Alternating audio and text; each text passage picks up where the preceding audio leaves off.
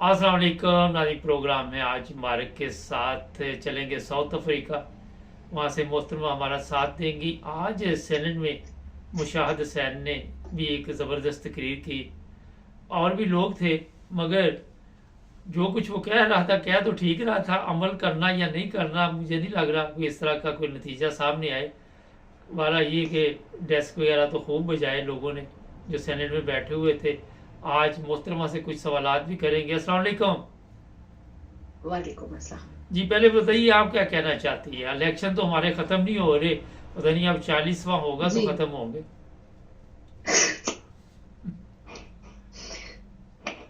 पाकिस्तान में इलेक्शन तो एक मजाक बन के रह गए हैं। यकीन करें, इंटरनेशनल मीडिया भी इतना सब कुछ बता रहा है, और इंडिया के खास तौर पे मैं बात करना चाहती हूँ, जो इंडिया की टीवी दिखा रहे हैं, तो यहाँ बैठ के हमें शर्म महसूस होती है कि देखिए हमारा मुकाबला इंडिया से हमेशा करते आए हैं कि इंडिया को हमने तबाह कर देना, वो हमारा दुश्मन है, ये है वो है, और हम्म। वो हमारे बारे में क्या क्या बातें कर रहे हैं, वो बता रहे हैं कि ऐसे ऐसे धांधली हुई है, वो वीडियो चला रहे हैं। हम्म। तो हम जैसे लोग जो हैं, हम तो अवाम है ना, आम। हम्म। हमें इतनी शर्म आती है देख के कि हमारा दुश्मन हमारे बारे में क्या बात कर रहा जी। है। तो जो मुल्क को चला रहे हैं और जिनका होल्ड है इस मुल्क के ऊपर, वो नहीं ये देखते होंगे, हम्म। उनको शर्म नहीं आती कि हम मुल्क को किस तरफ लेके जा रहे हैं। जब इंसाफ नहीं ना होता, तो फिर मुल्क का, मुआशरे का, लोगों का ये हाल होता है। ये हमने सुना था, अब अमली तौर पे हम लोगों ने देख लिया है कि ये देखें, जहां इंसाफ नहीं होता वहां पर क्या हालत होती है।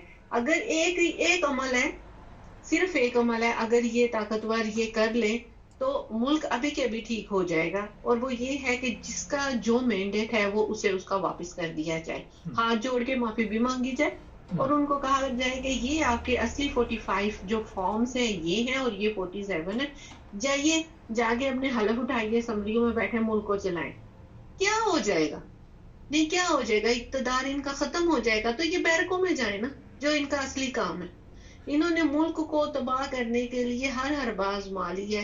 अब ये देखें, एक बात मैं ये भी कहना चाहती हूँ कि मुल्क में जो कुछ भी मुल्क के अवाम के खिलाफ किया जाता है या अपनी इजारादारी कायम करने के लिए किया जाता है, उसका खमियाजा सरासर अवाम ही भुगतती है। जो ताकतवर है उनको कोई फर्क नहीं पड़ता, जो अमीर तबका है उनको कोई फर्क नहीं पड़ता, जो गरीब अवाम है वही पिसती है। अभी मैं सुन रही थी इमरान रियाज का वीलॉग, तो उसमें वो कह रहे थे कि जो गैस के नर्ख इन्होंने बढ़ा दिए हैं, अगर आप गैस नहीं भी एक मिनट के लिए भी यूज नहीं करते, बिल्कुल आपका बंद पड़ा है मीटर, आप सिलेंडर यूज करते हैं, लेकिन आपको 640 रुपीज आपको मंथली बिल आना ही आना है। चाहे एक सेकंड के लिए भी आप गैस नहीं जी। यूज करते, टोटली बायकॉट, आपके घर गैस नहीं है, लेकिन फिर भी आपने ये देना है। इसके बाद वो बता रहे थे कि 200 300 यूनिट्स अगर आप गैस के इस्तेमाल करते हैं, तो आपको हजारों के हिसाब से आपको बिल आएगा, यानी इतनी बढ़ा दी। तो ये बोझ किस पे? आवाम पे है ना। पिछले दिनों मैंने ये भी सुना कि जो नवाज शरीफ की स्टील मिल थी, जो वहां पे गैस आती थी, वहां का जो गैस का था मैनेजर, जो सुई गैस के महकमे का, वो फ्री गैस जाती थी उसकी फैक्ट्री को, और वो एक पैसा भी अदा नहीं अच्छा करता। मैडम, ये बताइए, आज मुशाहिद हुसैन ने कहा कि पीटीआई के चेयरमैन को फौरन रहा करना चाहिए, तमाम जो सियासी मुकदमात जी, हैं। जी, जी, तो जी, सेनेट में काफ़ी शोर शराबा हुआ, बड़ा उन्होंने जी, तालियां शालियां बजाई, डेस्क वगैरह बजाए। जी। आप क्या समझती, कोई इसके बारे में सोचने वाला है कि ये कोई सेनेट की कोई वैल्यू है ये कोई जो सेनेट की? देखें, जी। जो बात की है ना उन्होंने, हम्म। वो ये है तो बिलोंग करते हैं नून लीग से, बड़े पुराने मंझे हुए सियासतदान है, सेनेटर हैं, और बड़ी अच्छी बातें इन्होंने की हैं। या अक्लमंद है ये शख्स, अपनी उम्र के तकाजे से के लिहाज से भी इनको देखा जाए तो ये अच्छे एज के हैं, और हम इनको बचपन से ही देखते आ रहे हैं। आज जो इन्होंने सेनेट में खड़े होकर जो बातें की हैं, वो अप्रिशिएट करने के काबिल है। हम्म। वाकई हक पे तो है ना, चलो कोई ना कोई जो कोई सच बात तो कर रहा है ना, लेकिन इसका इम्पैक्ट क्या होगा? जीरो। जी। इस बात का किसी के ऊपर कोई असर नहीं अच्छा, होना कि दूसरा सवाल मुशाहिद ये था। हुसैन सैयद जो है वो क्या सोच रहे हैं, जी। या ओन अब्बास ने अपनी क्या आपबीती बयान की सेनेट में खड़े होके। इस पे एक्शन तो कोई नहीं लिया जाएगा, लेकिन एटलीस्ट अवाम हक के ऊपर बात तो कर रही है ना, हम्म, आवाज तो उठा रही है ना। मेन मकसद होता है आवाज उठाना, अपने जो हक और सच बात है उसको बयान करना कि हम ये सोचते हैं। हम्म। अच्छा, लेकिन ये असर तो इसका कोई नहीं होगा, जिन्होंने जो करना वो करना ही है। और हम और 14 आप दिन के कोई लिए बात जेल नहीं। में या कहीं पे तशद्दुद करते रहे इस बेचारे के ऊपर, पीटीआई से तल्लक जी, था। घर इसकी वालदा को, ओन अब्बास की वालदा को फालिज हो गया, फिर फैक्ट्रियां तबाह कर दी, जो जमीन थी, जो घर था, जो बच्चे थे। और वो बता रहा हर कि तरह मैं का एक जिंदा तशद्दुद किया लाश हूँ इस जाता है, वो वक्त। चाहे वो जी, बता रहा था चाहे कि मैं एक ज़हनी जिंदा टॉर्चर हो हाँ जी। या वैसे धमकाना हो, डराना हो। अब देखिए उस्मान डार के ऊपर कितना जुल्म हुआ। हम्म, वो उसके बिल्डोजर लेके उसकी फैक्ट्री के ऊपर गए हुए थे, वो उन्होंने गिरा दी, और ये तो हमने लाइव देखा। हम्म। और उसके बीवी और बच्चों को, और फिर उसकी वालदा को वो आ गई, और उमर डार उसको अगवा किया। अच्छा, साद रफीक ने फोन किया ख्वाजा आसफ को कि इंसान का बच्चा बन और हार मान ले, मगर वो बोंगियां अभी जी, भी मार रहा है। तो क्या मुझे ये भी इतला मिली कि यूसुफ रजा गिलानी ने भी कुछ इस तरह का बयान दिया है। तो ये 100 जूता देखिए भी ये खाना, जो 100 जी, जूता भी खाना, जो 100 प्याज भी खाना। हाँ, जो थोड़ी बहुत अकल रखते हैं ना, जी। नून लीग में अभी कुछ ऐसे हैं जिनके जमीर 100% नहीं मरे, हम्म, 50% मरे हुए, 50% अभी जिंदा है।